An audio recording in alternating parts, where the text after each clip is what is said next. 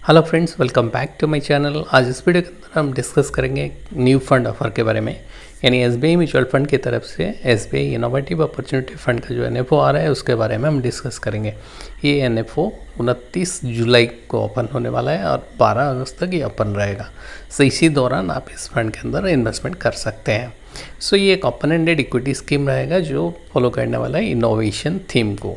सो हम डिटेल में इसका डिस्कस करेंगे। बेसिकली ये प्रोडक्ट जो सुइटेबल है, जो लॉन्ग टर्म में कैपिटल अप्रिसिएशन चाहते हैं और इसमें जो इन्वेस्टमेंट करने वाला है ये इनोवेटिव थीम के अंदर इन्वेस्टमेंट करने वाला है।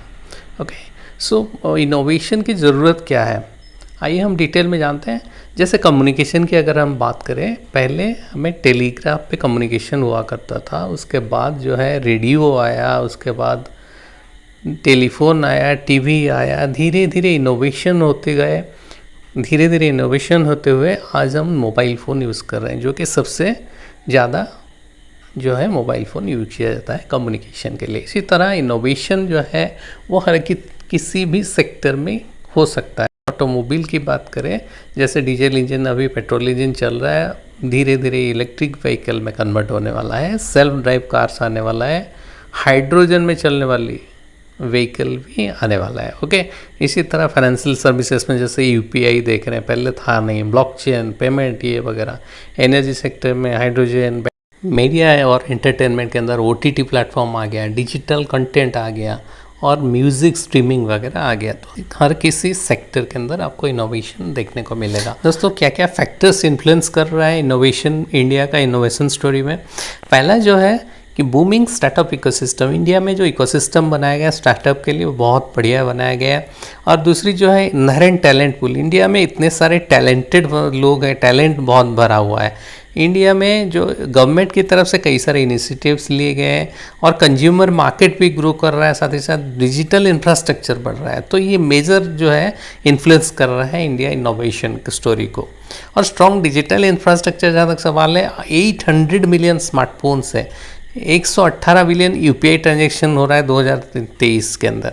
सो डिजिटल जो इकोसिस्टम है वो ग्रो कर रहा है। इसके चलते जो है ना, इनोवेशन के चलते, जो डिजिटल इनोवेशन हो रहा है उसके चलते ये सारे डिजिटल इंफ्रास्ट्रक्चर डेवलपमेंट हो रहा है। अभी देखो जो है डिजिटल हुआ, 1 GB डाटा के लिए $0.016 पड़ रहा है। तो 5G एनेबल किया गया है। गवर्नमेंट की तरफ से कई सारे इनिशिएटिव लिए, जैसे स्टार्टअप इंडिया इनिशिएटिव्स, अटल इनोवेशन मिशन और साथ ही साथ national innovation foundation India, Indian stock, credit guarantee scheme of startups. ये सारे जो इनोवेशन गवर्नमेंट की तरफ से लिया गया है, इनिशिएटिव लिया गया है, जिसके चलते जो है इनोवेशन और तेज़ी से ग्रो करने वाला है। जो आउटले प्लान किया गया है LSCM एंड IT हार्डवेयर में 460 बिलियन रुपीज़ का, उसके बाद जो है फार्मास्यूटिकल ड्रग्स के लिए 150 बिलियन रुपीज़ का, मैन्युफैक्चरिंग ऑफ मेडिकल डिवाइसेस 34 का। इस तरह जो है इन्वेस्टमेंट भी गवर्नमेंट की तरफ से किया जा रहा है। सो मेजरली जो ई-कॉमर्स सेक्टर में आपको जो है ग्रो कर रहा है वो 19% CAGR के हिसाब से ग्रो कर रहा है। खास करके इनोवेशन के चलते ये सारा चीज़ हो रहा है। दोस्तों, इंडियन रिटेल बिजनेस जो है 2030 तक $400 बिलियन तक पहुंचने वाला है। यानी ऑनलाइन रिटेल मार्केट जो है सिग्निफिकेंटली ग्रो करने वाला है आने वाले समय में, जो कि third largest online retail market में पहुंच सकता है। 2030 तक इंडिया का जो पोजीशन थर्ड रिचेस्ट ये में पहुंच सकता है और ये जो है $400 बिलियन तक हो जाएगा। जहाँ तक इलेक्ट्रिक व्हीकल का सवाल है, इलेक्ट्रिक व्हीकल का जो एडॉप्शन धीरे धीरे हो रहा है इंडिया में, EV मार्केट एक्सपेक्ट कर रहा है 49% CAGR के हिसाब से ग्रो करने वाला है 2022 से लेकर 2030 के बीच में। इंडिया का EV मार्केट शेयर 30% तक पहुंच सकता है बाय 2030 सकता है। जहाँ तक फिनटेक का सवाल है, फिनटेक में यानी डिजिटल पेमेंट, रिटेल पेमेंट जो है 12% राइज कर रहा है। UPI शेयर जो है 12% का शेयर जो है ग्रो कर रहा है। तो इस तरह अगर देखें, डिजिटल पेमेंट भी बहुत तेज़ी से ग्रो कर रहा है। ये जो फिनटेक कंपनियां हैं उनमें तेज़ी देखने को मिल सकता है आने वाले समय में, जैसे कि पेटीएम वगैरह हो गया। ऐसी कंपनीज जो है इनको फ़ायदा देखने को मिलेगा आने वाले समय में। सो ये लार्जेस्ट इकोसिस्टम फिनटेक का जो बनाया गया है ग्लोबली, ये सबसे ज़्यादा जो ट्रांजैक्शन UPI का होता है इंडिया में ही होता है। ओके, सो ये फंड का अगर इन्वेस्टमेंट स्ट्रेटेजी की बात करें, जो प्रोडक्ट सर्विसेज इनोवेटर्स होंगे उसमें ये इन्वेस्टमेंट करने वाला है, और साथ ही साथ प्रोसेस इनोवेटर्स जो होंगे, प्रोसेसिंग सेक्टर में जो स्टॉक्स होंगे, जो कंपनीज होंगे, और जो एडॉप्शन करेंगे इनोवेशन के जो अडाप्टर्स होते हैं उनके अंदर में भी इन्वेस्टमेंट किया जाएगा। सो मेजर जो पोर्टफोलियो कंस्ट्रक्शन रहेगा 80% जो है एसेट इन्वेस्टमेंट किया जाएगा कंपनी जो इनोवेशन कर रहे होंगे, और 35% जो एसेट इन्वेस्टमेंट जो है ग्लोबल स्टॉक में भी इन्वेस्टमेंट किया जा सकता है। और ये जिसका जो पोर्टफोलियो डाइवर्सिफाइड रहेगा across sector, across market cap भी रहेगा। सो इसमें जो टोटल नंबर ऑफ शेयर्स होंगे पोर्टफोलियो के अंदर 35 से 40 होंगे।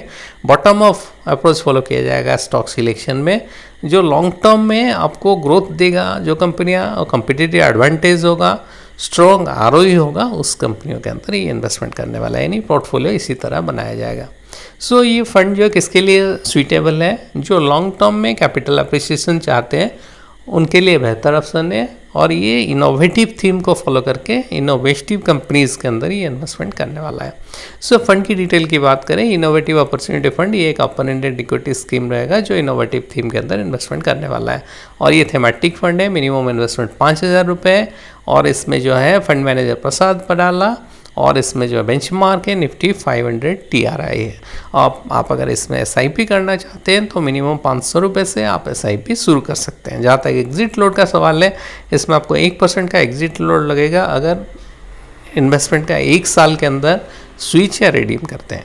ये फंड वेरी हाई रिस्क हो सकता है। ये फंड के अंदर इन्वेस्टमेंट करने से पहले आप अपना फाइनेंशियल एडवाइजर से एक बार सलाह जरूर लें। सो ये डिटेल था SBI इनोवेटिव अपॉर्चुनिटी फंड के बारे में। आपको हमारी वीडियो पसंद आया तो लाइक शेयर करें, साथ ही साथ मेरे चैनल को सब्सक्राइब करना ना भूलें। Thanks for watching.